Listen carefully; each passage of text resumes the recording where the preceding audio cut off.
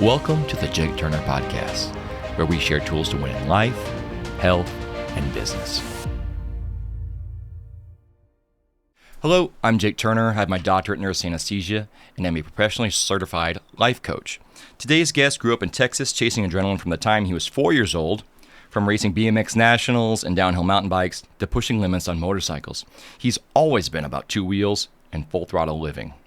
But that's just the start. He wanted to serve over a decade as a Fleet Marine Force corpsman, walked away from the so-called dream corporate job, built businesses across 3 industries, and even stared down cancer with the same mindset he brings to racing: attack the challenge head on. In this episode, you're going to hear stories of loss, resilience, and risk. You'll learn how forgiveness shaped his life and how the Navy forged his toughness, why he bets on freedom over comfort, and how faith grounds him when life gets brutal. And you'll hear some wild stories that will make you laugh, pause, and probably rethink what living life to the fullest really looks like. Buckle up, because Rick doesn't do anything half-assed. Rick, welcome to the podcast. Hey, Jake. Thanks for inviting me. And it's definitely a pleasure. It's an honor as well because, you know, when I look back 3 years ago when I first met you, you came to me as a client when I opened up Valentine Valley MX. And that was to do a moto fitness camp. That was to introduce, you know, the fitness side to the racing side and open up people's eyes and mindset. And you were a guy out of the 30 people that signed up and 18 that stuck with it through the 6-week challenge. But your positivity, your energy showed through the grit and the grime of what we were doing that day. And I was like, I need to get to know this guy more. And it was interesting because, you know, afterwards we did some private one-on-ones. And from there, we formed a friendship. That friendship is now, 3 years in the making.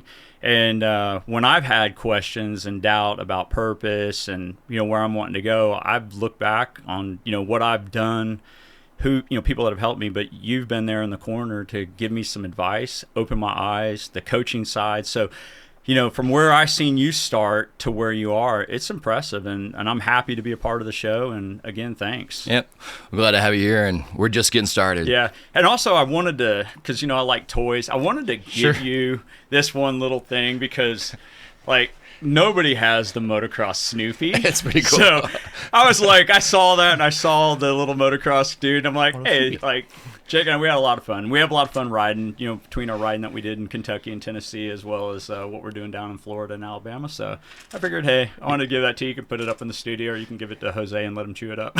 Yeah, maybe a little bit of each. So, I appreciate it, man. This is awesome. Yeah, thank you so much. We'll find a good spot for that. Sounds good. Let's get into this. So let's do it. If you had to title this chapter of your life like a book, what would you call it? This point in my life, in my mid-50s, I'd call it a journey in faith. Okay. And how's that journey been for you? So far, it's been eye-opening. Because I look at, I feel like I've lived a blessed life. I've done a lot for where I'm at in my age.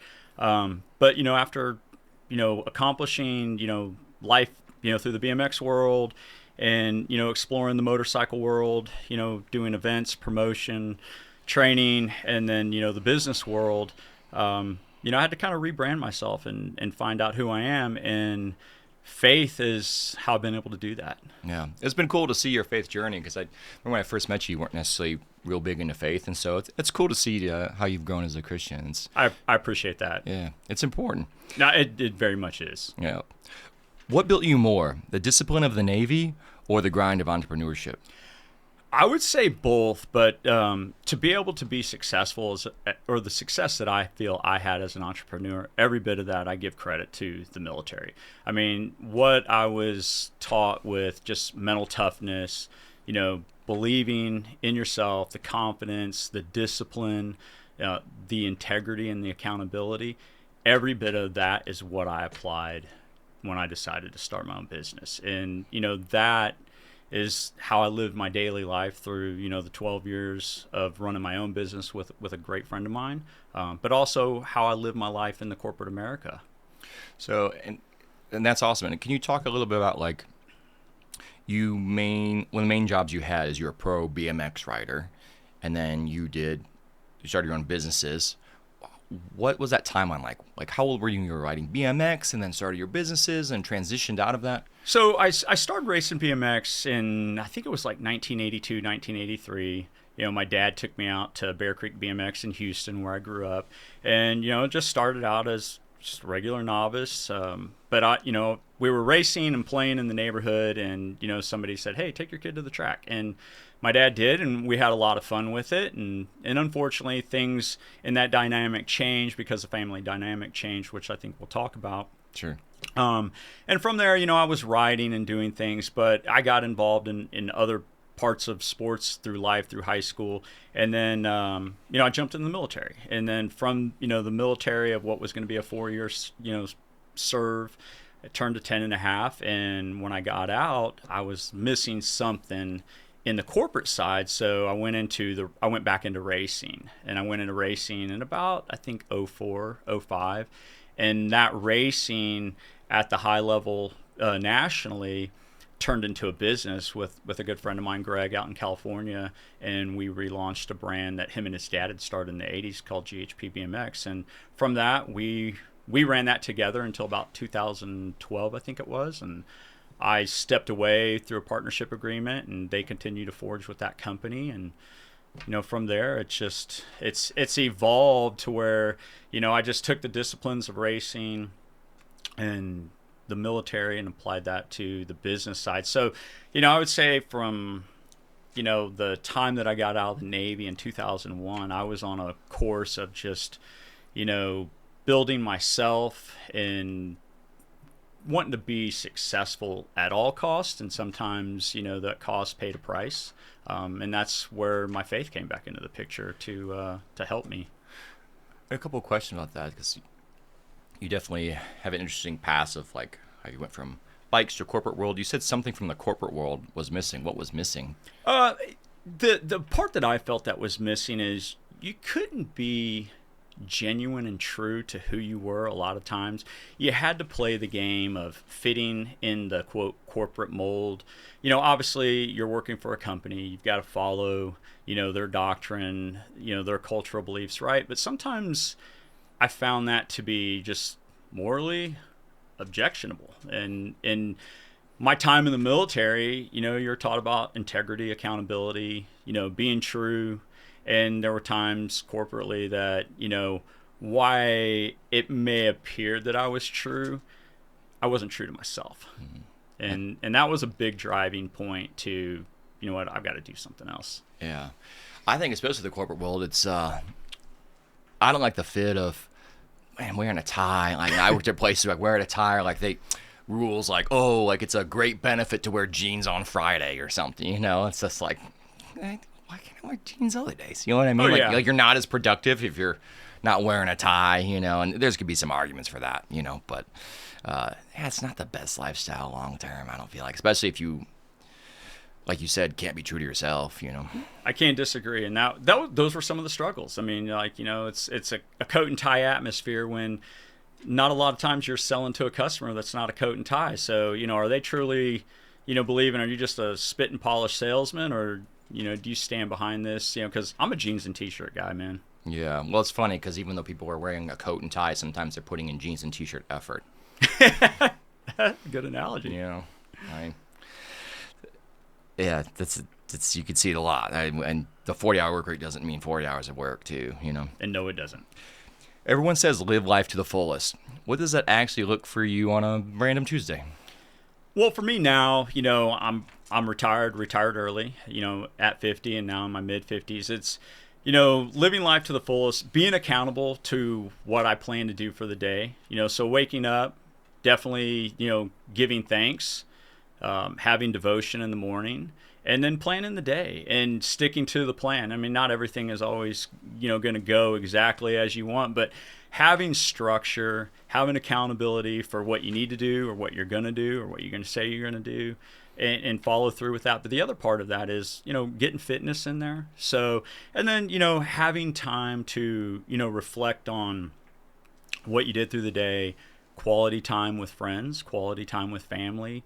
And, for me now, it's, I've got, my son and my daughter both have kids. And so, I've got 4 awesome little grandsons. So probably the biggest part of my day is a smile on my face when, I get a quick text or there's that FaceTime, hey Papa, so That's cool. that's fulfilling, man, and it's rewarding for me. Yeah, understandable. And I think that's something that you mentioned on creating that plan for the day, and especially you can relate to as being an entrepreneur, that when I teach people through business coaching or even one-on-one coaching is to radically prioritize your day. So where we experienced this yesterday, when we were hanging out, it's like there's so many things we want to do, but it's like, what's the most important things? Getting good nutrition in, getting our workout in. And then once we had those big things in, the rest of the day just flowed, because then you're not thinking, oh, I wish I would have got my workout in. Oh, this is really important thing. It's usually one thing we need to get done in the day that we avoid. And then if you get that one thing done, everything else is just icing on the cake. You usually go a lot smoother. It's like swallowing the frog. 2 people have said that before too. Have you heard of that? Sure. Oh yeah. No, very true. Yeah. Very, very true. You lost your sister, your family broke apart, and you found out your dad was not your dad, all before 15. How did that shape you? Yeah. That was a tough point in time because, being a young teenager growing up in Texas, Houston in particular, I was exposed to a lot. Even though we, quote, lived in the suburbs of Houston, I was exposed to the big city. So you're exposed to the good and the bad. And for the most part, man, we lived the typical, Americana life, mom, dad, both working, my sister and I, school, play, she's participating in, stuff in school. I'm participating in the BMX. I'm skateboarding. We're going on vacations, normal, typical family life. And then, about, it was 85, 86, my mom and dad, they're having problems. My sister and I, we're kind of like, what's going on?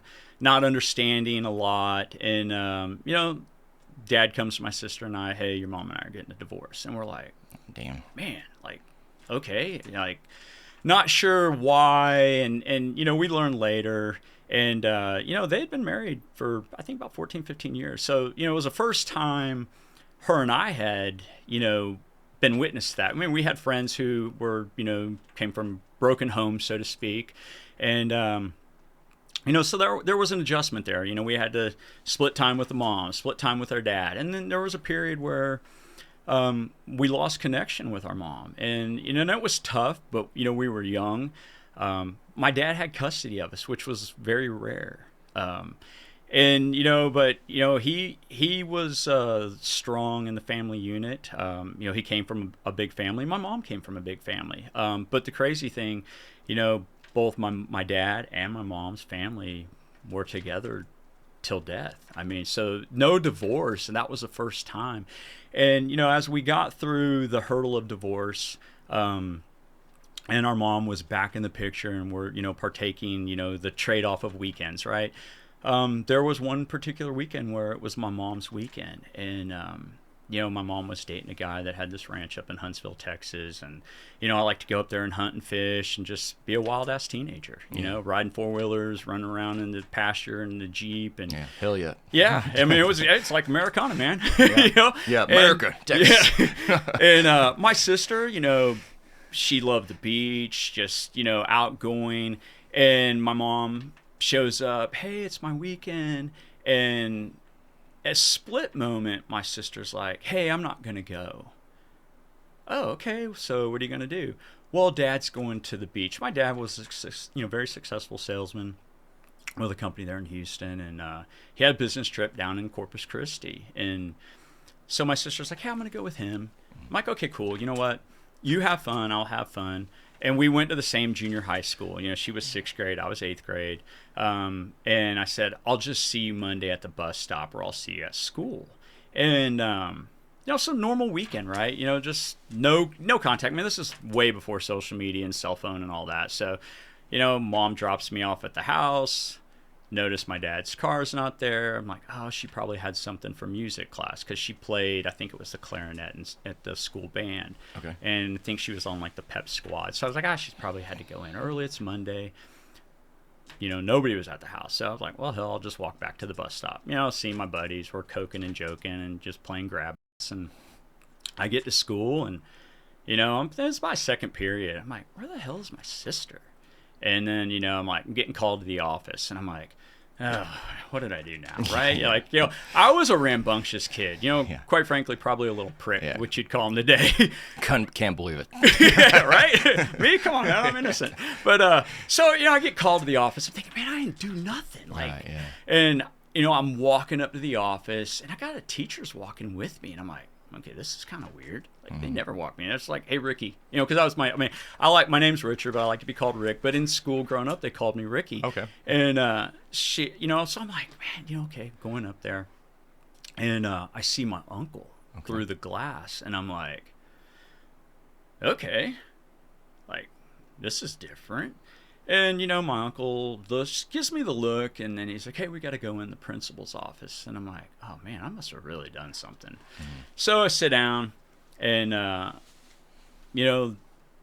forget the principal's name, and he starts talking to my uncle, and he goes, hey, I think you need to go ahead and tell him. And I'm like, oh, tell me what? Like, did I do something? And he says, hey, we lost your sister. And I was like, well, where is she? Like, where did you guys lose her? Right, yeah. Is she at the bus stop? Yeah, like, you guys, I said, no, my dad was in Corpus. I said, so, and he said, lost, like, she's gone. She's dead. Yeah. And I was like, whew, okay. Yeah. Like, and and it was like, it just gives me chills now thinking about it. But I was like, what happened? Yeah. And, it was like, in disbelief. Sure. And because it's like, why I understood what death was. This is the first time I'm experiencing death with somebody I actually know. Yeah, it's a lot different. And it's my sister, right? So I was just like, oh man, okay, well, what about my dad? Yep. Okay, well, your dad, they were in a head-on, accident. Gotcha, yeah. Hit by a drunk driver. And I'm like,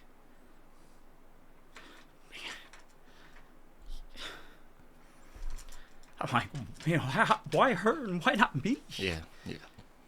And, I was like, I'm this rambunctious, just wild-ass kid that didn't care, popping off at the mouth, doing all the wrong things. Sure. And here's this girl, barely getting ready to turn 13, and she's doing all the right things. Yeah. And I'm like, this sucks, man. And my uncle's like, your dad is at the hospital. So, they take me to the hospital. And, there I'm met with my mom, who, now knows what's going on. She's a train wreck. My grandparents, I think at the time, they had just retired. So they flew in on my mom's side. My dad's side flies in. Aunts and uncles are there. And I'm just like, whoa, life is different. Yeah. And I went on a period where I was like, okay, I hated God. Everything sucked. You weren't going to tell me what to do. Everything that meant something to me has been taken from me. My family, now my sister. Right, yeah. I'm like, what else, man? You going to take me next? Right, yeah. And, I was just like, I was on a spiral. Yeah. And, there was times I thought about, like, screw it, man. I'll just kill myself. And I didn't. Yeah.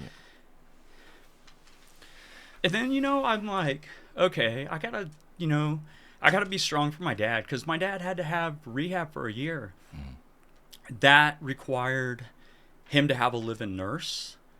That means I couldn't be at the house. Now I'm living with my mom, who, God love her, man, but she wasn't in a position to take care of me. She's reeling from the death of her daughter. I'm reeling from the death of my sister. My mom was like, do what you want. School wasn't important. I was hell-bent, man. I was a train wreck. It's lucky that, I wasn't murdered at some point in time. I'd be, out till the wee hours of the morning. Sure. And doing all the wrong things. Finally, they were like, hey, while they're healing themselves, we've got to get him some help. So, I was checked into a facility in Houston. It was some kind of hospital, like, I'm going to say a mental hospital, but it was like, it was for professional care and coping, right? So, I'm getting ready to go into my sophomore, or at this point now, it's like I'm getting ready to my freshman year of high school, and I don't even get to start. Like, all my friends are, at school, and I'm in this damn, hospital or, clinic that I've got to go to, get my classes there. I'm getting counseling to try to, be betterment myself, right? And understand why do these things happen. And through that, I'm learning a little bit about myself. I'm learning, not everything in life is fair, right? And things happen, and they don't always happen in a way that you may understand. And as I was getting through that counseling, I would see my mom and dad would come and visit on the weekends. Then there was a point where you're like, hey, you can go and spend 6 hours with your family outside of these walls. So generous. Yeah, right. Yeah, institutional living was like different. But just before they were like, okay, hey, we think you can kind of integrate back with your family, integrate back with your friends, and try to, the things that are triggering you to want to lash out at people. We have some stuff we want to tell you. So my mom and my dad are there. I'm like, okay, what do you guys got to tell me? I mean, you went through a divorce in 86. I lost my sister in 87. Here it is. I think it's like late 87, early 88. I'm like, what more? Well, you're adopted.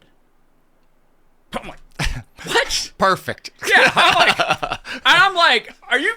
That's the scary on top. Yeah. I'm like, WTF here. I'm like, okay. So I'm kind of like numb. I'm like, so who's my parents? Right. And my dad, I mean, he's God love him, man. He's like, well, your mom's your mom, but I'm not your dad. I'm like, looking at him, what do you mean you're not my dad? Like, right. You're all I know. Right, yeah. And, he said, hey, I met your mom when, she was young.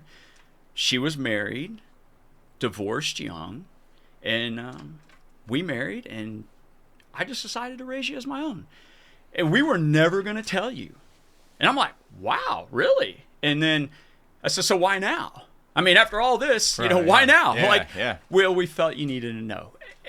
If my sister was here to this day, I probably wouldn't know. But my mom, I don't think, wanted me to know. And I didn't understand at the time. I do understand now, after having found my biological father. Sure. But, I was angry. I felt deceived. I was pissed off at my mom.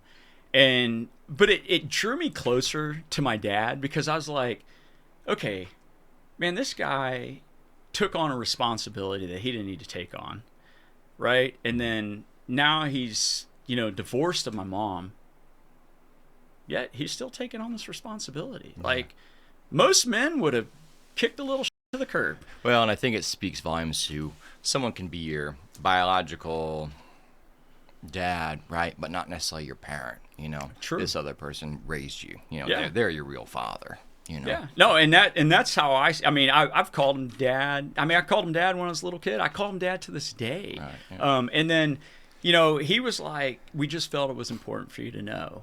And so, I was kind of bitter, but I was like, okay, it doesn't change anything. But then, I had a chip on my shoulder. So I'm thinking, okay, this guy's telling me stuff. He's really not my dad. Yeah. He's trying to give me lessons in life, and it's like... Yeah, so like back and we're like, you're not my dad. Right? But, the crazy part is he never sent me back. Oh, he sent me back one time to stay with my mom, and it wasn't working out. He after he was recovered, he moved to Georgia. Okay. Outside of Atlanta. And, and then I'm removed from a dynamic of a school atmosphere that I've known some of these people since kindergarten, right, in Houston.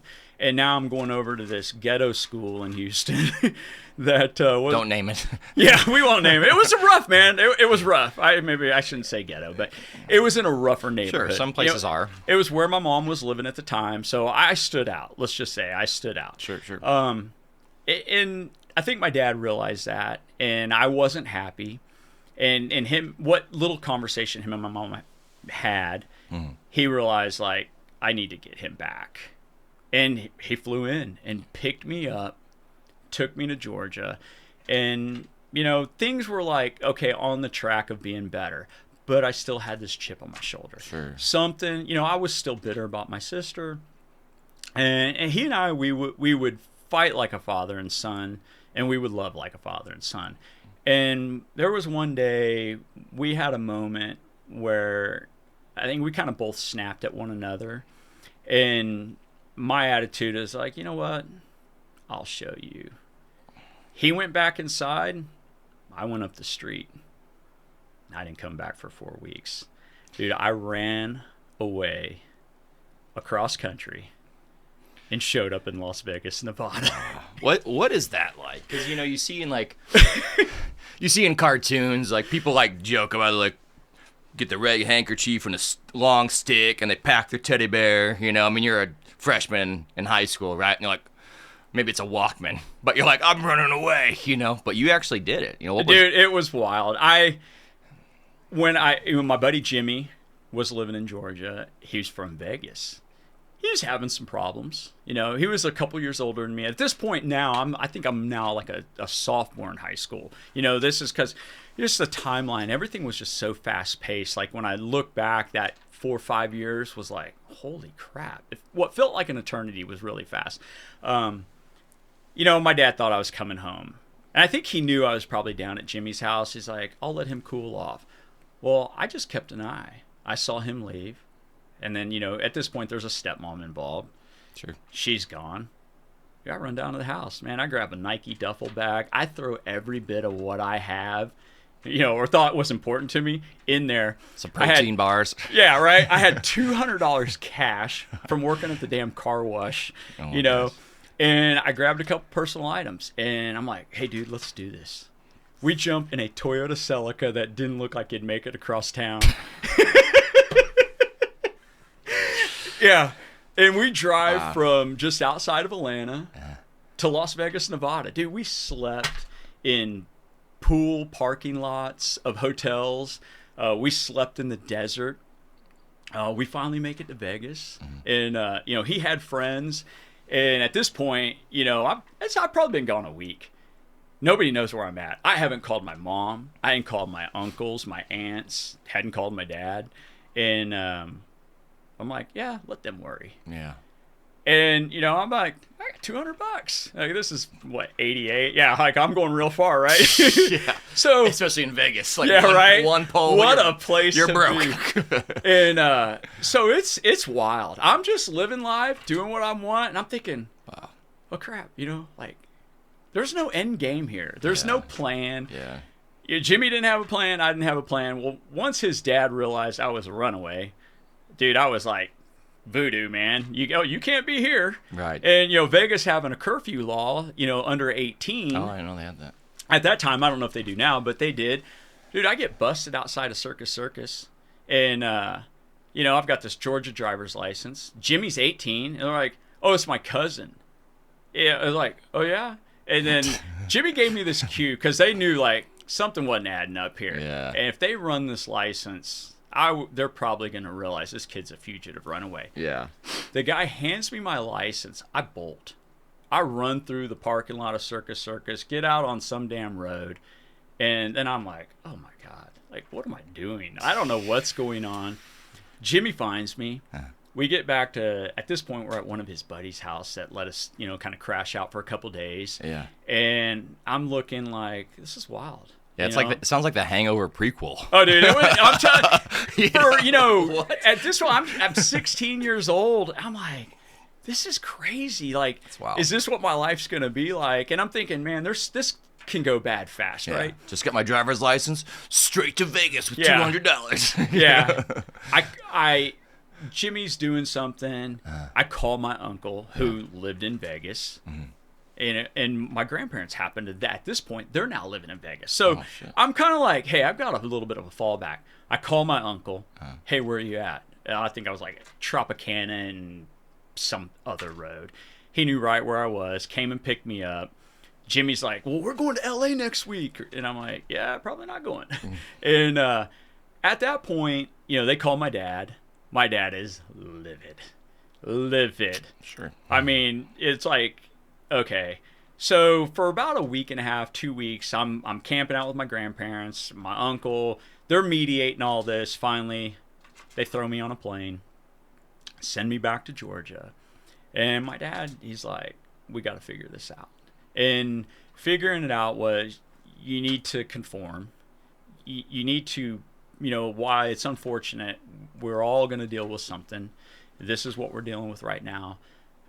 I don't want to see you go down the wrong path. He takes me out, puts me in a private school with a threat. If you screw this up, you are going to pay me back every penny. And I'm like, I don't got any money, right? Yeah, spend it all in Vegas. So, yeah, right? But from that, that's really where kind of the epiphany clicked. I mean, he puts me in this private school, and I'm like, man, this dude could quit on me at any time. And he never did. As much as I quit on myself, as much as other people quit on me because I was just a little prick. Sure, yeah. And I lived wild. Yeah. And, some things I'm not proud of, but I look back and I'm like, it's defined me. It shaped me. It gave me some experiences that I'm like, you know what? I don't want that.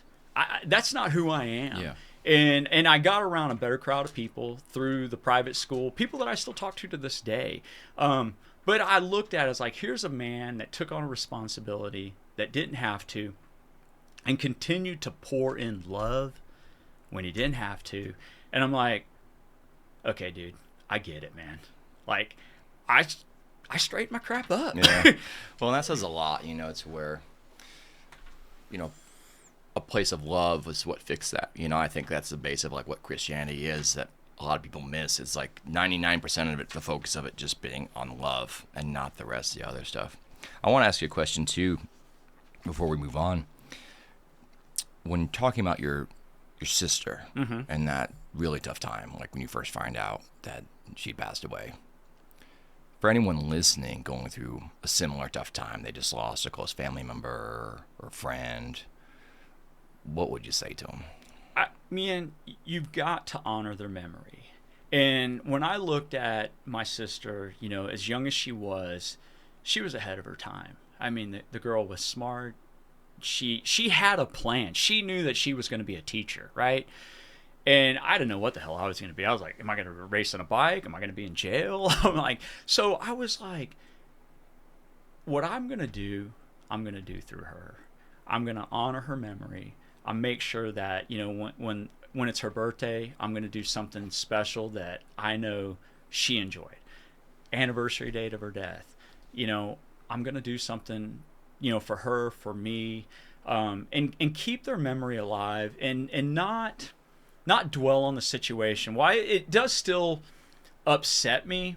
Sure. I think about all the good times we had, and man, dude, life ain't forever, man. So you do have to find a point where you want to continue to live for your purpose, but live for what their purpose may have been, or what they and do that. So that's where I'm at with it, and that's really how I cope with it now. I mean, I don't get as angry. I still do have times where I'm upset about it because I was like, man, I would love for her to see this, but I know she is seeing it, because I'm steeped in my faith, and she's looking down, and it's the crazy thing. It's the subtle moments where you just get that sign. Like, she was a big she loved Tears for Fear.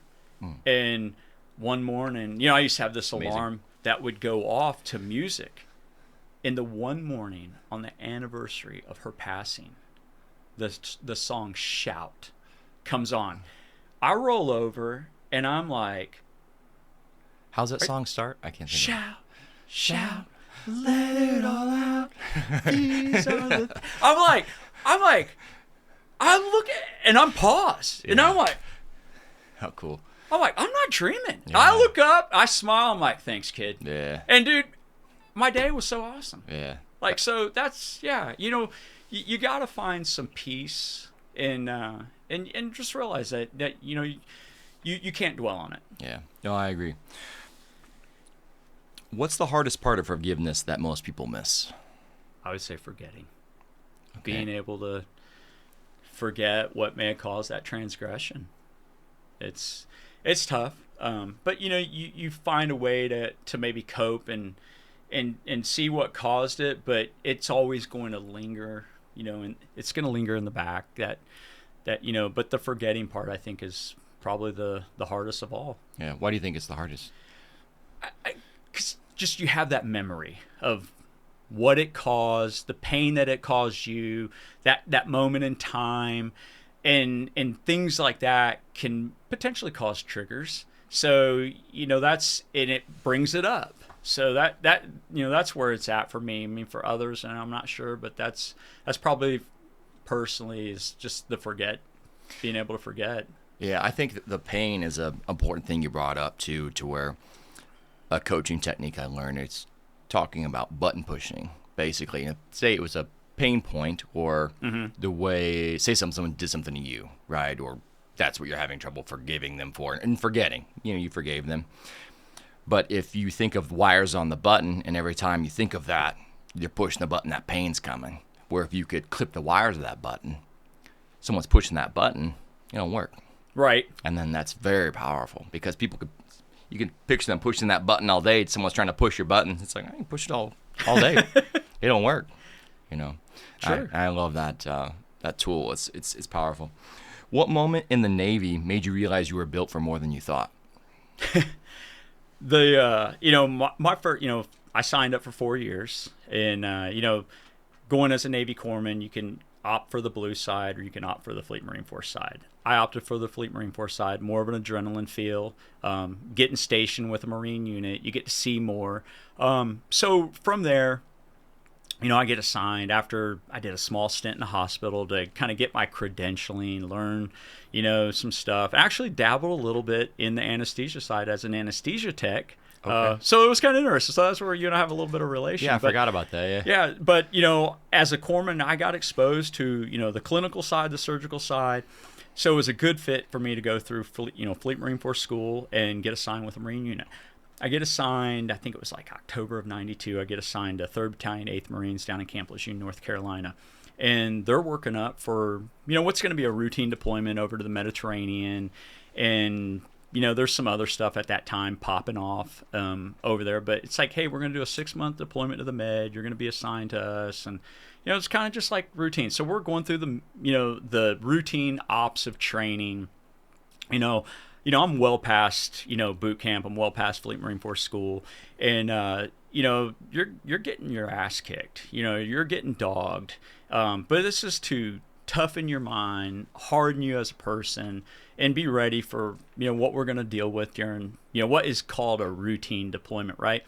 And I think the moment that really kind of caught me to know, like, this is what I'm built for, just prior to the deployment, man, we had this raw-boned, just country boy lieutenant colonel that led 8th Marines, or the 3rd Battalion 8th Marines at the time. I think he was from Missouri.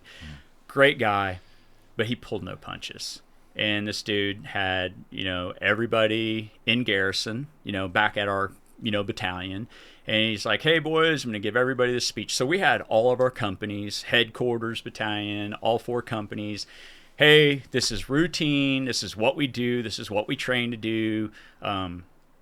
It's what we're called to do, right? It's we got 6 months. We're going to take off here in March. We're going to come back in September. But all of you may not come back.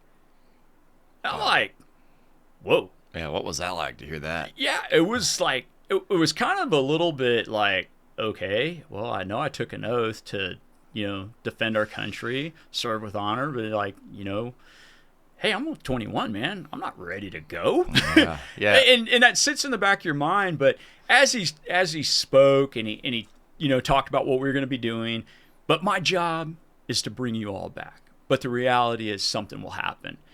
And so you kind of take that with a grain of salt, and it's like, okay, right, I'm not going to operate on what ifs. Hey, this is part of the job. This is what I signed up to do, and I'm going to do it. And boom, we take off, and it's routine for the most part. Man, we're hitting these foreign ports. We're training with different foreign, nationals. We do a couple stints over in the Adriatic Sea for Operation Deny Flight Provide Promise, which is now declassified.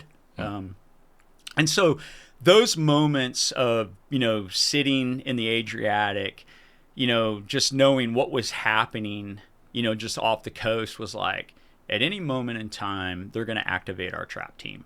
Yeah. And we're going to go in, and our goal is to come back with, whatever asset that is, pilot, somebody, and do our job. And I was like, I've got this. And so I put the faith in the guys in my unit, the faith in our lieutenant colonel and every other, guy that served with us. So I didn't fear it. I welcomed it. And that's when I was like, yeah, this is me. This is what it's about. You had what most people call the dream corporate job, and you walked away. Why? That's funny. One was a mutual walk away, and the other one was kind of a forced walk away. I was I started in sales. I was in the manufacturing side for a company out of St. Louis, living in Arizona, and it was awesome. I get moved into the national side, and I'm doing well. And these guys were fast trackers. They saw something in me, probably more than I saw in myself at the time. Mm-hmm. And they're like, hey, we want to move you to St. Louis. And I wasn't about that. I was, establishing this life in Arizona. So I kind of like, hey, you know what? I was taught to stand up for myself and, speak your mind. And that came from the military. So, I stood up a little to my boss after taking a promotion. And he's like, hey, you accepted the promotion. You gave us your word. And now you don't want to be here. It's like, I don't want to be here. It's like what you're asking me to do is really continue to be done from Arizona without me having to live here and travel the whole Western U.S. And that was like, either you make a decision now, it's you're here and you bring your family, or you can go back to Arizona. I'm like, I guess I'm going back to Arizona. See ya. Yeah, and bye. And it was like so crazy because they were like, okay, well, sit here. We'll get your stuff out of your office. And they bring me my coat. They bring me my attaché, and off I go to a cab. Yeah, I turn to him, help me put my jacket on. Yeah, I'm right. out. Yeah, and it was crazy. And from there, I landed on my feet fast. I mean, they were a great company, and I credit them for everything. But I was like, hey man, I got to speak my mind, because if I don't, St. Louis could have been a very different chapter of my life. And, I go to work with another company, and I'm with those guys like 7-8 years. And I'm tight with the owners. And, there's 4 owners. And one day, they were supporting me when I was racing bikes. They were a small sponsor. And hey, I think I was at a national in Reno, Nevada racing. And like, hey, we be on a call Monday. We got to talk to you about something. I figured out it's a big rollout project. And I controlled the Western U.S. on their rollout projects. And it was like, hey, we got you to do this, and they're selling to an equity firm. And I'm like, whoa, okay. So 3 of the family members are cashing out. 1 is staying on board. And, equity firm, that's never good, right? It means, hey, we're gonna find a way to get our money back. And they did that by basically, hey, we like what you've been doing. You're a producer for the company, but you need to cut staff. And, oh, by the way, we're going to cut your pay 30%. And I'm a strong 6-figure income earner. I mean, I'm not just like $100,000. I'm strong. And not to brag, but I'm like, hold up a second, man. I earned this money. You guys didn't give me this money. I earned this through, grit and grime, dedication. Now you're going to cut me 30%. So I'm kind of pissed. Yeah. And morally, you had to put the fake face on. Sure. And I started to kind of reflect, like, no, man, like, I'm going to stand up. And, I had to make cuts that I wasn't happy about. Guys that were still producing, but I had guys that were producing more. So I'm like, hey, we're going to cut the weak link. Even though they weren't weak, I had to cut them because that's what the company wanted, right? And from there, we pick our team, we rebalance. And I'm still just bitter, and because I'm bitter about the 30%. Sure, it's a lot of money. Oh, it was a ton of money, and Yeah. and you're capping me. So now you're putting corporate handcuffs on me. And I said, hey, I think we need to talk about this. Like, you're gonna cap me at this income, and I'm only gonna make this. And they're like, well, you're still in the top like 1% of income earners for what you do. Hey, if that's not good for you, Go get a plan B. I'm like, okay. Yeah. Watch. Yeah. That's, again, where that comes at, like I'll show you. 100%, brother. Yeah. So you started 3 companies in 3 industries. What did that teach you about freedom and risk? 100%. If you believe in yourself, who knows you better than you, right? True. So, I had the discipline of the Navy. I've now had 2 corporate companies that I did well with, and I did well for them. I'm like, I've got this, man. There's going to be some suck involved, right? You're going to have to just, take the good and the bad. When it gets dark, you're going to have to find the light of the tunnel. But know that through that, there's going to be some freedom to call your shots, freedom to do what you want to do it on your terms. So I was willing to take that risk. And I also looked at like, okay, if this doesn't work, right, I've got enough contacts corporately.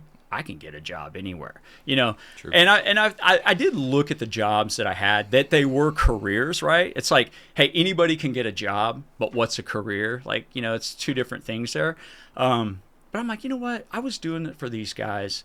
If I had just 1% of what I was doing for the one company, man, I'm going to be good. Yeah. Like, and 1% is so minuscule that I was like, I'm all in. I mean, I think I had at the time about $250,000 saved. I'm like, okay, I've earned this money. I've saved this money. Like, I'm willing to risk this while I'm trying to build something. And I'm like, I'm doing this. Yeah. Like, I've got it in my DNA, and we're doing it. So I went with it. That's awesome. And it worked out. It did. To anyone watching this who's on the fence about whether they should get some one-on-one or business group coaching with me, what would you say to them? I'd say 100%. I mean, you need somebody, if you're an individual trying to do this on your own and not have a background, similar to mine or others, having somebody like you that can keep you accountable, give you structure, somebody you can depend on. There's a phone call, there's an email, there's a text. You need somebody in your corner, because as much as you think, oh, I can do this all on my own, even as much as I was like, I got this, right? I had people that I called. I had people that gave me advice. I wouldn't do that. So a coach is highly encourageable. It's somebody who can give you guidance. They can give you direction. And they're going to hold you accountable to, what it is that you're going to do. Now, if they're holding you accountable and you're not following through, the person in the mirror responsible is you, right? And, and it's not the coach's fault, because the coach can tell you everything. But if you're not going to take forth and run with it, then it's like whatever. But I would highly encourage people to look. I mean, you and I coming back from the motocross track, we had that, I was about hour plus or more coaching, talking. I was like, man, Jake, I feel like retiring. I retired early. Well, I had great investments. I'm living a good life. People were like, oh man, it'd be great to retire at 50. It's boring some days, but you helped me put some things into perspective that I was missing. And that's been tremendous. So I thank you for that, but I definitely would welcome anybody to give you a shout. Yeah, you're welcome. And the main thing I helped you with was your purpose, I believe, right? Yes, sir. Now, anyone listening to this, do you think it would be helpful if I gave them a similar framework that they could work through that would help them find their purpose? 100%. Because to know what it is, you have to know your purpose, right? And I think once you know your purpose, what you can speak to, what you're passionate about, and that's the biggest thing. You have to have passion and desire. You have to have the confidence. You gave me several of those things, or helped me refine things that I thought were missing. Yeah. Well, that's great. If you're watching this too, go to my Instagram at Jake Paul Turner. Follow me. DM me the word purpose and podcast, and I will send you that framework that can help you work through and find your purpose. Most people see cancer as something to fear. You treat it like a challenge. Why? You know what, dude? Every day is a day worth living, right? We don't know what tomorrow brings. Obviously, you know, I know that. You know that through personal experience. I'm one that's big on my health, right? I try to do all the right things. You know, have I done bad stuff? I have. I'm not proud of some of the things that I've done, but, you know, I look at where I'm at and how I've chose to live my life. And one of the things is making sure I stay fit, making sure I stay healthy, staying on top of my medical health. So, you know, I think I get a physical annual or semi-annually because, you know, being a veteran, I do stuff with the VA and my personal doctor. Had some irregularities in a blood test. Oh, hey, this is kind of outside the norm. Let's check it. Boom, it balances. Like, okay, it's all good, right? Yeah. Check it again, I don't know, 6 months. There's an irregularity. Hey, something's not right. So I'm just like going through life like, oh, it's probably a false positive, right? And so I'm going through blood work, ultrasounds, MRI, and it's like, and then some other very comprehensive blood tests. And now the doctor's got me to a specialist. Mm-hmm. So I'm like, okay, man, there's probably something going on, right? But I feel good. Right, I mean, you've been out riding with me, man. Yeah, like, I'm pushing the boundaries. Like, oh, there's nothing wrong with me. Yeah, yeah. And, you know, doctor's like, well, everything on paper looks like you probably got prostate cancer. I'm like, well, like, so how do we really prove that, right? Well, I need to do this biopsy. Okay, fine, let's do it, right? I'm like, is that going to tell you what we need to know? Yeah, all right, we're going to do the biopsy. Then I'm going to, you know, send it to pathology. So here's like a 30-day ordeal, right? So I'm just off like, whatever, you know, they'll call me. So I'm just like, hey, it's probably nothing. Yeah. And that was early this year, right? What's that? It was early this year, right? It was October, November of last year okay. when it was formally diagnosed. Gotcha. Okay. And you know, so I submit to, you know, like, hey, this is the final test. Like, let's get the monkey off the back, right? Yeah, it's September now. Where people here we are. On, yeah, almost a year later. Yeah. And so that November, I go in of last year. I go in for the result, and you know it's standard. You go in, hey, we want a urine specimen. That's like their protocol, right? And I'm like, okay, so pee in a cup, we can tell you everything. Yeah, right. It's like, hey, so I go in and I come out, in the first time of like, I don't know, the 6 or 7 times that I've been in here, there's the lady. I'm like, okay, hey, oh, Rick, I'm ready. Oh, okay, cool. So takes me in the office. I'm sitting there like fiddling on the phone and whatnot. Doctor comes in. He's calm, cool, casual. I said, hey, Doc, what's up? You know, so tell me what we're dealing with. What do you see? He says, well, you got cancer. And the nurse is sitting there, and she's just like, you know, typing. And I'm like, looking, really? And he's like, yeah. And I'm like, okay. And there was like this pause. Yeah. What? Well, what are we going to do about it? And they kind of just have the deer in the headlight look. And I'm thinking to myself, like, okay, this sucks right now. Sure.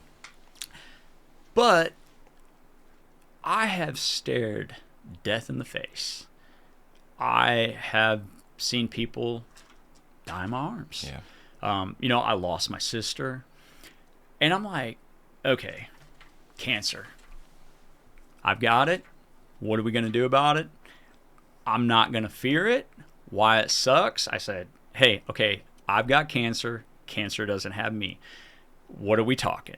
Like, you know, he said, well, pump the brakes. You know, we need to do some more tests. So, you know, boom, they do the PET scan and, you know, making sure it's, you know, so I get this full head to toe, making sure it's not, you know, anywhere. And, you know, the area that they biopsied it, you know, it lights up, but they're like, hey, you've got this spot on your rib, by the way. And I'm like, oh, really? And, but it's actually a fractured rib. I'm like, oh, yeah, I was at the motocross track 3 weeks ago and I took a handlebar. And they're like, okay, well, we were a little concerned because that area lit up, you know, whatever they pump in you, right? Yeah. It lit up. They're like, okay, we know now it's just a fracture. It was a non-displaced fracture. So they're like, you just kind of just go with the flow type. I'm like, yeah, I had some pains, but I'm like, so what do we do now? Well, we're going to monitor. We're going to do blood tests every 3 months, and we're going to monitor this to the point where if we need to do treatment, we're going to get you into the right treatment, because like medically your blood work is great everywhere else. You're fit as a fiddle for your age, and we don't normally see this. So right now they're running all kinds of tests to know, was this, a hereditary exposure, maybe something environmental. And in the meantime, I've got one more test that actually will happen this week when I get back to Alabama. And it's going to be an MRI-infused biopsy. And the doctor's like, we're going to know if we need to really do something, or maybe this is something you just might live with for a period of time, possibly the rest of your life. He goes, because in the difference of 8 months or almost 10 months, it has done nothing. It's like they see it, and it's like, but we can't figure out why it's not doing anything. So I'm firm believer, man. I've had people pray over me, people pray with me. I'm a firm believer in my faith, and I'm just like, God didn't give me cancer, but I feel like God doesn't give you a challenge that you can't handle. And I feel like with my situation, if I can be strong, stay strong, and be a voice for somebody else that might have it, that may not have the mental mindset, may not be strong, I can be that positive to keep them lifted, to not fear it. Because I feel like if you start to fear it and you dwell and like, oh, woe me, like this thing could take a turn real quick. Yeah, I agree. And I think I think there's times where it's going to be tougher.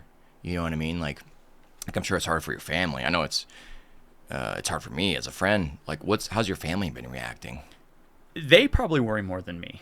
And I think that bothers them. Like, you act like you don't care. Well, I care, but if I show weakness, if I show fear, I feel like that will make them more fearful, right? So staying strong, like, hey, yes, I know it's there, but I'm going to keep living, right? Because at the end of the day, we're not promised tomorrow, right? Yeah. True. And I mean, I could walk out, check the mail, and get whacked by a car. Yeah. For not paying attention. So, if this is what, my situation is, I'm just like, I treat it like, the time in the military, it's like, hey, suck it up, persevere, right? Like racing. Hey, you're in the gate. Your goal is to win, Yeah. So Yeah. I'm winning, dude. Yeah. I'd say from my perspective, it's hard because like, I think it's different when you have a medical background, being a medic, Mm-hmm. when I can take care of people really sick and I care, I have to reel myself back in even from a moment of being focused to like, hey, I still have a task at hand here to do. You know what I mean? But I gotta tell you, like when it's like close friends or like family that are sick, like, I have a really tough time, especially like I see it from all angles, you know what I mean, of different, levels of cancer that people have, from people who are just getting it, who are getting surgeries, to where like I had some people I used to work with who are young, in their 30s, and it's like they're not around anymore. Wow. And it's just like I remember them, and like they're great people, but like they're gone. It's just like, and like you come to me and I'm like, oh, my friend has cancer, and it's just so hard. And like I felt that same way when like my dad, he got diagnosed with congestive heart failure in the hospital, and it's like I knew how bad it was. I first convinced him to go to the hospital, Right. and it's just like you gotta go, and then when he went, it confirmed like, oh, this is actually super bad, and I think your case is like an intermediate case. You know what I mean? It is. It is. Like for what it is, to where it's still like, you probably feel kind of the same way I do, from a sense where like, if you're coming to me for like guidance and strength, and I want to give like, what would you do? Or what do you think? Like I'm gonna give it straight to you. Mm-hmm. I don't think it's good for people to be just completely unfiltered, not showing any grace, and Right. it's because you're often less effective that way. You can be genuine and true, but still have, like I said, a little bit of grace to it. You know what I mean? So when you ask me questions, I'm like, it's hard because, like, one, I love and care about you a lot as a friend, I appreciate that. and like I know like all ends of like what could happen. You know what I mean? But staying grounded in that action focused sense, to where when you're having any adversity in life, think like you are, like, what can I do about it, and what action can I take? And I think where people get really stuck up or feel really bad is when you're in a bad situation and you're not doing anything about it. It's where if you're even at least trying and taking some action towards something, then you feel better, because like, I'm trying, I'm doing something, and that's where a lot of times massive action is really like the cure-all, because in any task, if you're putting forth 100% effort, it's a lot easier to live with yourself than going back and look like, I could have done that or could have done that. I didn't try as hard as I could, because I feel like that is what's gonna make you feel the worst at the end of the day. I agree, and that's why I have like every test that they've thrown at me, I have agreed to, because it's helped me better understand, what it is that I'm dealing with, and it is intermediate. Can it go south? By all means, it could, but I think to staying ahead of it is going to allow me to get through, the long haul of this, and that's where I'm at. So I'm not naive that it's just going to go away. Like, I can't wish it away, but you know what? Staying grounded and just keeping a good positive outlook and not letting it consume me. And I've known people who have had it and who've recovered and live a fulfilled life. So it's like, hey, if they did, why not me? Yeah. Right? And we all have a purpose of being here. Yeah, and we all have an expiration date. We One do. of my other friends, she's got really bad cancer, and she's had a real rough go this last year, and she's got quite a bit better. She's having a little bit tough time as of recently, but I didn't think they were gonna make it. And so.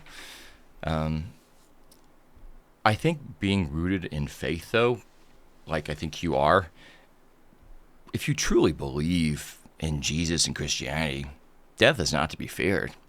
And like, that's probably the most powerful thing I think people can grip on, because it's like, well, you're just going to take me to my Father quicker. Like, great. Yeah.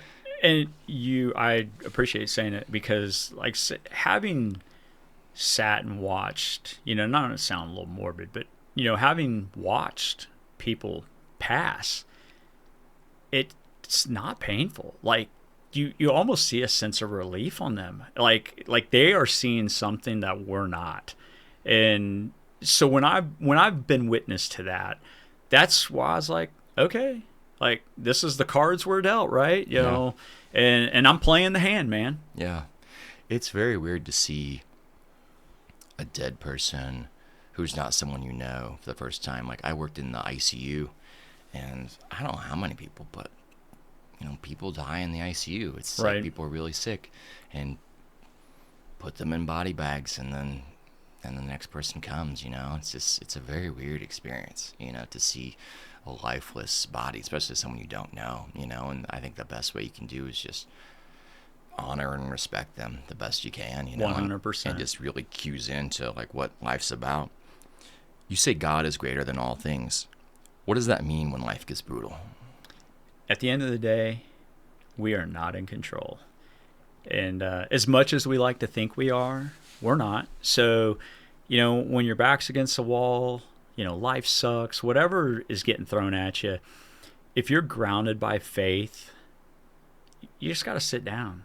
You got to almost kind of just pour your heart in, throw your hands up, and ask, like, what, how, why, where, speak to God, and God will speak back. And, I feel like having that level of faith it's helped me a lot now. I didn't, I got away from it, obviously, from the passing of my sister, and then refinding it, and then, finding it even more now with where I am in my mid-50s is God is greater than all things, man. I mean, like, we're here for a reason and a purpose. We all serve a place at the table. And, some of us know what that is. Some of us, learn what that is later. Yeah. So I think the perspective of looking at life is happening for you and not to you. Mm-hmm. And I do have a contrary, like slight, I wouldn't say disagreement, but different view of that too, about having self-control of ourselves to the most that we can, right? To where God is ultimately in control. But a lot of people don't have control of themselves as far as their body and what they eat and what they think and things like that, to where if you don't have self-control of those things, then something else is controlling you, whether that's the media or your friend circle you have, maybe the lack of spirituality that you have in your life. And that can be very detrimental. Oh, 100%. 100%. Not that I feel would say in this, being a little cocky myself at times. How do you make sure confidence never turns into cockiness? Yeah, that's... I've had a lot of people tell me I was cocky when I was young. And, it's like, hey, if you're good at something, not flaunt it, right? But when I look at that now, I think if you walk in grace and accept gratitude, people realize, like, hey, that he's confident about what he does, and he's not necessarily flaunting it, but you can use it in a way to help others. So I just try to stay humble, man. Be great. Thank God and be blessed with what it is that I'm doing, and have gratitude. I can think of an example, but I want to hear yours. Like, what's an example of being confident and how it could help someone else? Believing in yourself, man. And like, stay true to your word. What you say is what you're going to do, and hold yourself accountable. And that comes to simply making a checklist. Man, it's like, I'm a firm believer. You see it, you write it, you believe it, and you take action on it. If you don't do any of that, what's your purpose, man? Yeah. I think it can apply to so many different areas of your life, whether you're like taking care of a patient who's scared, I've had in my past, Mm-hmm. And then just having that confidence, like, I'm going to take real great care of you. And they're just like, oh, great. Compared to on the dirt bike track, you're hitting a brand new jump, where like the best thing you could do is to actually lean forward into the jump. It takes some confidence and faith in yourself, like, to where it's a big mental game riding on the motocross track for sure. I would agree that, and trusting your equipment, trusting your skill. True. That's why I like to run my bike through like a checklist now too. It's like, it just leaves the guessing game out of it. You know what I mean? Did I check my setting or sags? Like a big thing. Sometimes there's just little extra things that makes a big difference, and they add up. Yeah, and I've watched you do that, and I kind of, first time I saw it, I was like, I kind of laughed about it, because sometimes, man, I light my bike up and I roll, and I'm like, man, no, wait, he's going about it the right way. Like, you've got a systems checklist, just like a pilot would when he turns on the bird, man. Like, yep. I've got a responsibility for these people. You've got a responsibility for yourself running that bike, because if you don't do something, what happens if you lose control? Because there's people that we don't see on the track, right? So yeah, you do it right, and I've watched you, and it's gotten to where I get back myself, where I'm like, okay, let's just check the few basics. Okay, now we're ready to rip. Yeah, I don't necessarily think of things like the right way, but I always like keep myself on a path of growth. To where like I'm constantly growing, to where even like, yeah, how my bike set up a little bit. Like, I'm always looking at new gear. Like, hey, like, is it, trying things. I don't like that. Let's try this over here. You know what I mean? Like, I had trouble the other week. Like, the gloves are too small. Like, why are my hands hurting? Oh, probably because I have baby gloves. I'm like an Italian as I'm driving because my gloves are too small. I'm like, oh, this is exactly why. I wasn't paying attention. I bought off the youth rack. Right, yeah. Oh, that's what it was, probably kid size. That makes so much sense. Nowadays, what does a winning day look like for you right now? Yeah? Man, a winning day for me, waking up, giving thanks to God.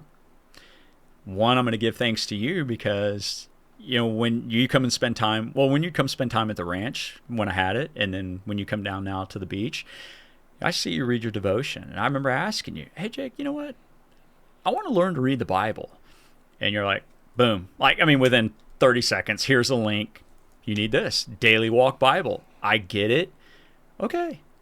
So, from waking up and giving thanks to God, a fresh pot of coffee, reading devotion, looking out at the golf course, wow, this is pretty cool, right? Yeah. And then putting my checklist together. Okay, what have I got to do today, right?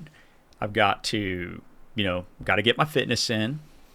Got some chores. The wife's probably got a little bucket list of stuff that I need to do. Let me prioritize the ones that are important so I don't get reamed, right? Keep her happy. Yeah. And then, that's important. And then, from there, okay, where are we at? Let's get some quality time. Let's go out to the beach. Let's go ride bikes. Let's get a walk, take care of the dogs. And then, ending the day with, hearing from my son or my daughter, talking to my dad, maybe talking to my mom.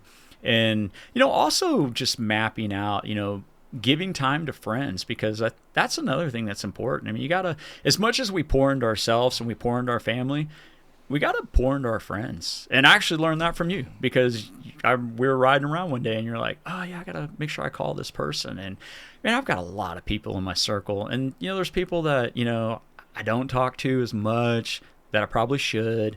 And so now I just make a habit where, I'm like, hey, I got to call this person. Or even something as simple as a text, right? Yeah. So those are the things that, kind of how I go about it. Yeah, it's important. And even if they don't pick up, right? Like my Sunday tradition, I'm driving to church. You get to see, calling grandma, if she don't pick up, okay, fine. But it's still that's part of that routine.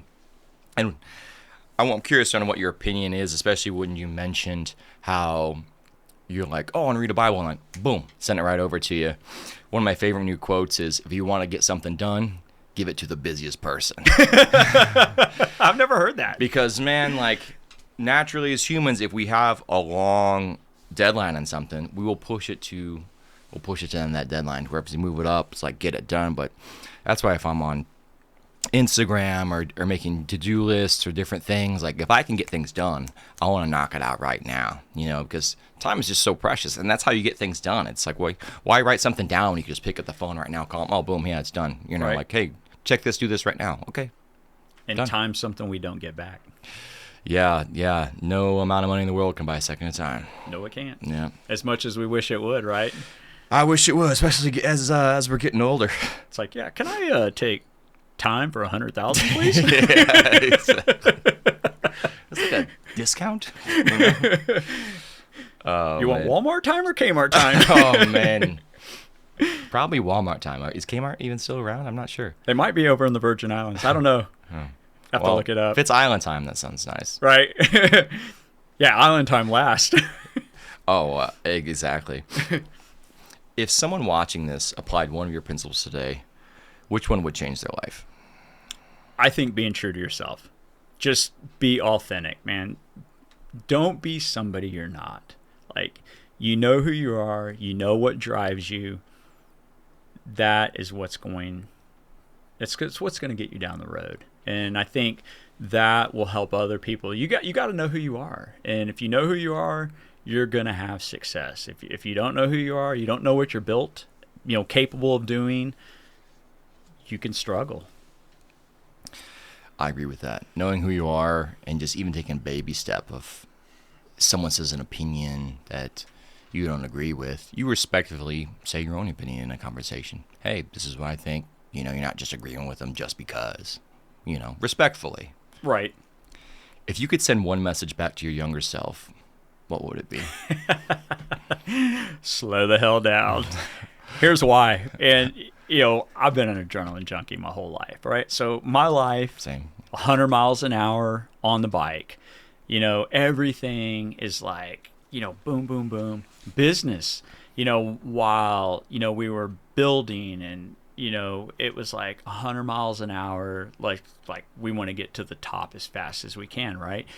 Everybody wants the success. Most don't want to stand in the line. You're going to get your seat at the table, right? If you do all the right things and you follow through, you're going to get your seat at the table. Now, how long you get to sit there may be dependent upon other factors. But, for me, I was like, I want it now. I'm getting it at all costs. And, when I got it, I was like, okay, this is cool. And then now you want more, right? It's kind of like a drug. Yeah. But it's a good drug. So now, where I'm at in life, when I thought like, oh, in my late 20s, I want all this now. I want the money. I want the cars. I want the house. And I had some of it. I didn't have all of it. And, in my late 30s, I'm like, I'm getting it. And I'm like, okay, this is great. And in my 40s, I'm living it. And now in my 50s, it's like, okay, like, you're here. And that just seemed like that was yesterday. Yeah. So, yeah, I would say, hey, Ricky, slow down, embrace the moment, and take it all in, because going that fast, you're going to miss stuff. You're going to miss people that could have maybe helped influence. And now I've looked back, there's people that I looked past that I don't look past now. So, slow down. That's good, yeah. I agree with that, especially like recently I've been learning new dirt bike techniques, that, and focusing that. And it sucks to be at the track to like just focusing on my posture or where my feet are. And I'm to, like the one trainer says, to go like basically 30% of what speed you normally would go, to where it's like, well, I want to be going a lot faster. But ironically, when you get some of that technique down, your speed increases, and then you'll eventually be going faster than you ever would before, and also conserving a lot more energy. So it's interesting. That is so true. Before we're getting ready to wind down here pretty close here, is there any like way that people can follow you or get a hold of you, or you want to do a shout out to, I think you had like, you want to do a shout out to your church or something? Yeah, I did. If anybody wants to follow, I've got 2 Instagram handles. One is 512 Racing, the 512 Racing. That's my, my number. The other is the Valentine Valley MX. That's the track that I started, and I'm still helping kind of guide and promote that. But the big one is, since I moved to Alabama, I've been down there just over a year now, and I want to give a shout out to Church at the Shores. And Sean Kennedy, our pastor, is an amazing guy. He speaks truth, wisdom, and faith. It's what I look forward to on Sundays. And second is my study group, because I got invited to attend a study group, and this amazing couple, Mark and Barb, they run that group. And I was a little apprehensive. I mean, I knew who they were. I'd met them, at church. I met them out on the pier, in our development. And I think I texted you, Jake, what do you know about study groups? Like, like I was a little apprehensive because I wasn't sure, like a small group. Yeah. I'm different, man. I'm a little, can be too much for some people, right? Like no way. Can't believe it. Yeah, that's all right. But, that's why we're friends. Yeah, no, and I mean, hey, it takes all kinds to make the world go around, right? Amen. But, man, Sean at our church is amazing. But Mark and Barb, I have never seen 2 people pour more faith and genuine love into the people of the group and the people of the community, and that has opened my eyes up to like, you know what? This is good. This is the circle that I need to be in. So, and they've helped me find my faith even faster when I was lacking. So, I mean, if I wouldn't have found them, I wouldn't have found the church. I mean, hell, I'd be just doing whatever. Yeah. So we got a period of podcasts we like to call rapid fire random questions. Let's do it. Ready? Like bang bang. Yeah. Just kind of like pew pew, close. Quick. How do you like your coffee? Black. First concert you ever went to? Well, I think it was as a kid. The one I remember was Donnie Marie Osmond. I think I was probably 10 years old. Okay. One food you could eat every day and never get tired of. Oh, man. God, I love so much with food, dude. I'd probably say pizza. Okay. Beach vacation or mountain getaway? Well, the fact that I live at the beach, I want a mountain getaway, man, because I'm a biker. Who is your childhood hero? My dad. Morning person or night owl? Totally a morning person. Best movie of all time, in your opinion?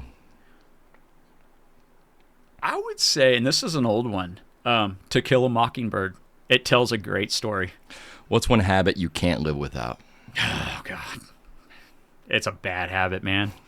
I can't be without my damn phone. Your phone. Dogs or cats? Dude, I'm a dog guy, but cats love me, and I don't know why. Last show you binged on Netflix? Let's see. Well, Just say it. oh, man. I liked it. It was Hightown. Hightown. All right. If you had to pick one superpower, what would it be? Being able to read people's minds. A song that instantly puts you in a good mood. Oh, man. I love classic rock, but you can never go wrong with an Alan Jackson song. So I love Chattahoochee, man. All right. Favorite guilty pleasure snack? Kit Kats. What's the most adventurous thing you've ever done? Oh, man. Being an adrenaline junkie, it's tough because it's the probably when I was in the military, when I used to get to rappel out of the back of like 46s or going out of 53 on the hellhole. A good time. If you weren't doing what you do now, what would you be doing? I don't even know. I mean, if I say that again. If you weren't doing what you do now, what would you be doing? Okay. Actually, I'd probably like to be a teacher. Okay. Yeah, I think it would be pretty rewarding. As we close, answer this final question. What is the one decision that has made the biggest difference in your life? When I became an entrepreneur, man. Rick, And following my faith. Yeah. Rick, thank you so much for being on the podcast. Jake, I appreciate it. Yep, man. appreciate Thank it. you. Yep. Thank you for watching the Jake Turner podcast. Be sure to like, subscribe, and to follow me on all my other social media platforms. The links are in the description below.